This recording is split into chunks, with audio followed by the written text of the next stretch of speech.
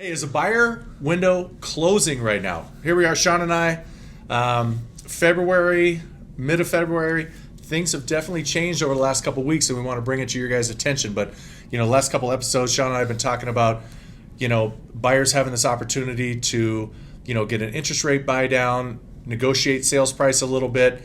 The last 2 weeks, and we've talked about it, I am seeing homes that are getting multiple offers on them right now again. Yep. All of a sudden. I put out a video last week, is it turning back into a seller's market again?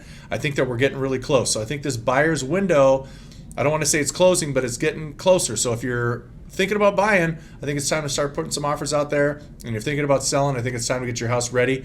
But just over the last 2 weeks, the inventory of homes is lower than it has ever been. Yeah. Ever been. So there is really nothing for buyers to choose from. But there's a ton of buyers out there right now that are still wanting to buy.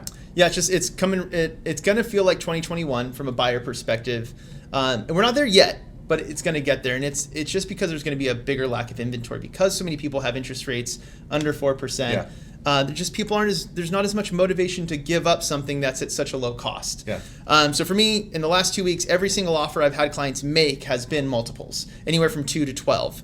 It doesn't mean 2 to 12. So you've seen that much. I've been seeing 3 or 4 or so, but you've seen that many. Oh yeah. So I'd say every house that I've had clients make an offer on has had at least 2. Yeah. But it doesn't mean we can't use the buy down program. Sure. So what you're going to see right now is last Friday, today's the 20th. Last Friday, I saw an article that said interest rates have hit the highest point in the last 3 months. That's a scare tactic, right? That's Sure. going to scare a lot of people. Yeah. That creates more opportunity to get in before the spring. Everyone's saying not everyone, but we're saying look at May 10th as a key date for interest rates to go down. Doesn't make sense to wait for that date. It makes sense to get in ahead of that date because everyone's going to go fight, right? Yeah. Everyone's going to start fighting over homes Yeah. after May 10th when they hear that rates went down, and we want you to be cozy in your house and then just refinance if the opportunity presents itself down the road. Yeah, go take a couple of tactics because we've been talking about the last couple episodes, and go get the house you want right now at a little bit lower price and get your interest rate buy down. Yep. So that when rates do come down, again, like we talked about before, it's like, shoot, then refinance then. Yep. Or wait, but you're in your house, you're not competing, and whether it's May 10th or whether it's sooner than that, that's going to come sooner than later for sure. It's already, we're almost into March already. 100%. So, and one thing I'll say is that if you are in a multiple offer situation, it doesn't mean you can't use a buy down. So I've had situations, we just have to do it different. So I had a client who made an offer on a property that was listed at $1,150,000.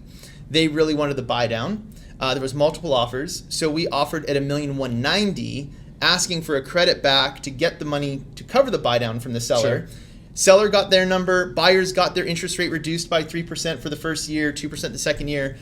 Everyone wins, right? But it's just strategically looking at how do we build that in. Right. It doesn't have to be, okay, this house has been sitting on the market, so now I can ask for a buy down.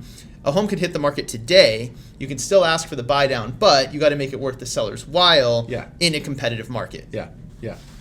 Use that to your advantage for sure. So, guys, as always, thanks for listening. Reach out to Sean or myself. Sean Herrero, Cross Country Mortgage, Jason Caskey, Coldwell Banker. We're always here to help, and love chatting with you guys. And thank you guys all for watching. Take care. Hope to hear from you, and we'll see you soon. Talk to you soon.